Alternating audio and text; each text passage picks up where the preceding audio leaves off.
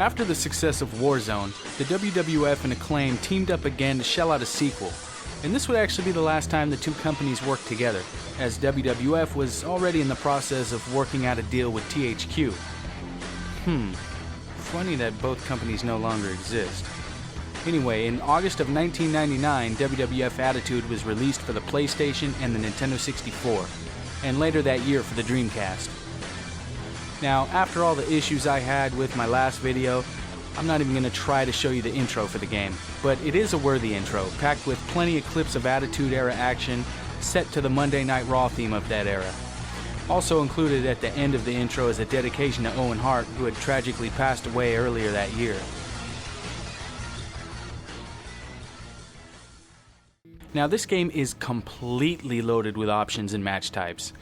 The best way I could describe this game is WWF Warzone on steroids. There's a lot offered in Attitude. Let's start off by taking a look at the wrestler selection. This is the first WWF game that really delivers a healthy roster of wrestlers. All the games before this always featured like 15 guys max, and some of them were pointless mid-carders. But this game had just about everybody from that time period. Yeah, there's a few guys missing like Hardcore Holly, Midian, Viscera, and not to mention the fact that Jericho debuted right before the game's release, so he's not here, and the Big Show is nowhere to be found. He made his debut in February of that year, but he's not in the game. He appears in WrestleMania 2000, which comes out only a few months after Attitude, so why is he not in this game? And while the roster is full, it does feel a little bit dated. Triple H is still in DX. Guys like Kurgan are still in the game. It feels very 1998, but I really can't complain. I mean, when it was released, I was just happy to have such a loaded roster. Alright, so finally we have real entrances. Something us hardcore WWF fans were just dying to see in gaming back in the day. Now, I thought these were absolutely great the first time I saw them. Now, well, they're just kind of funny looking. First off, no Titantron videos. That's okay though, I mean, no big deal. Then there's the stage. There's no ramp. That's kind of weird. Instead, there's a set of steps there that the wrestlers walk down. And last but not least, there's the awkward animations of the wrestlers making their way to the ring. Now, sometimes the entrances look alright, but more often than not, they just end up looking pretty goofy. There's also a lot of entrances that contain voice clips. Let's get ready to suck it! You're the one who sucks, punk, not me! I got 2 words for you! Don't piss me off! Speaking of voice acting, each match starts out with your wrestler and your opponent spouting out some kind of taunt at each other. Some of them are, questionable. Step on up to bat, 'cause I'm supplying the wood. I can stay up all night. I got 4 words for you. Check out my ass. Why would you want to say those things to another man? The gameplay is almost identical to Warzone. You still have to perform button combos to pull off moves, and you can still find them in the pause menu. This time finishers are also included there, so you don't have to go fumbling through a book or find them online, whatever. Taunts are the same, tie up, punch, kick, all the same. The life meter is similar but has been dumbed down a little bit. This time, instead of going through numerous health bars to get to red, you'll just have one that starts out green and slowly turns red as it decreases. No more stun meter anymore either. This time you'll just go into a stun state at random, sometimes just after attacking somebody, which is kind of weird. The commentary is handled by Shane McMahon and Jerry the King Lawler, and it's pretty decent, though Shane McMahon just bugs the hell out of me for some reason. The game also continues with the use of real wrestlers' grunts, groans, and taunts. The crowd taunts remain, and this time they're even goofier. And there's also this random noise. Boom! Did you see that?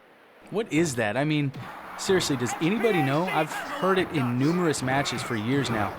I've always wondered what the hell that is. I mean, is that coming from one of the wrestlers or the announcers, or I don't know.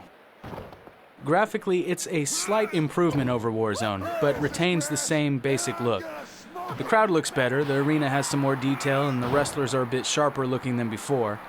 I wouldn't say this game looks bad at all. It looks a lot better than some of its competitors at the time.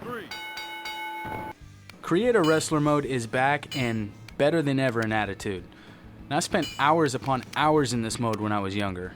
They took the already addicting mode from Warzone and only added to it. More attires, accessories, moves, music. And while now it's not really anything compared to what we have in current titles, but this was really impressive in its day. Monday Night Raw, Sunday Night Heat, and House Show arenas are selectable from default. And if you feel like it, you can also create your own stage, right down to the ring ropes, lighting, and aprons. This is pretty innovative for the time, and actually it would be years before this became the norm in wrestling games.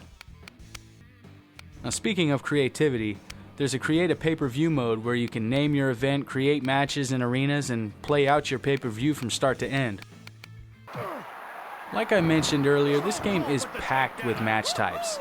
So not only can you compete in hardcore matches, cage matches, last man standing, Iron Man, I Quit, First Blood, but there's also stuff like Lumberjack, Gauntlet, King of the Ring, Survivor Series, Battle Royal, Tornado, Handicap, Royal Rumble, and more. I think that's what helped propel this game to be pretty damn good. It was hard to get bored with this many options. One of my favorite match types when I was younger was a stable match, where you select 4 teams of 4 wrestlers and duke it out 4 at a time in elimination style format, until the last member of each team's been defeated. I really applaud the fact that each wrestler has 4 attires to choose from. Remember when this was the norm in wrestling games? I mean, World Tour, Revenge, WrestleMania 2000, No Mercy, even Thunder all had 4 selectable attires for each wrestler. Then somewhere along the lines they decided it just wasn't as important. Now we find ourselves trolling the game sites to find out who's going to have an alternate attire in the upcoming WWE releases. And to top it off, it's probably going to be DLC, which is going to cost you some more money. But anyway, Attitude does right by me here. 4 attires for each wrestler, each of them relevant for a different era of each wrestler. So if you want to wrestle as Old School Taker with the purple gloves, you can.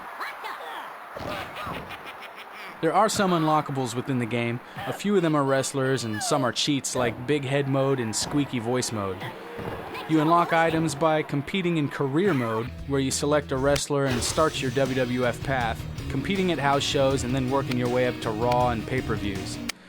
It's got a decent presentation and it works well, though it is a little on the simple side. No cool cutscenes or anything. And they collide. That got his attention.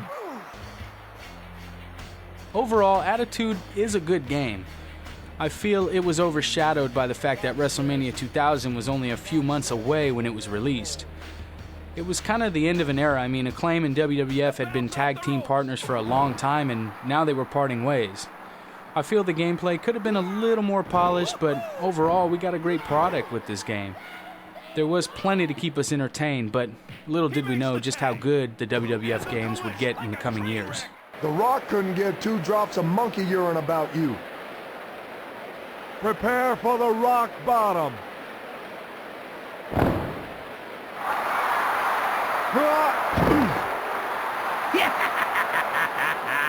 These fans are gonna blow the top off this arena. The Rock's got a huge following.